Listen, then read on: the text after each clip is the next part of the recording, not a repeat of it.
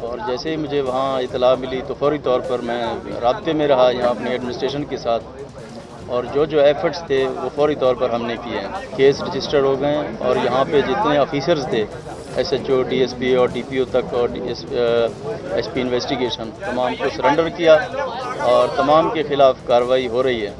اس کے لیے جو پنجاب گورنمنٹ نے کیا ہے، ایک تو ہم نے 50 لاکھ روپے کا اعلان کیا ہے ہیڈ منی کے لیے، جو بھی اطلاع دے گا، جو بھی شخص دے گا، اور اس کا نام بھی سیگہ راز میں رکھا جائے گا۔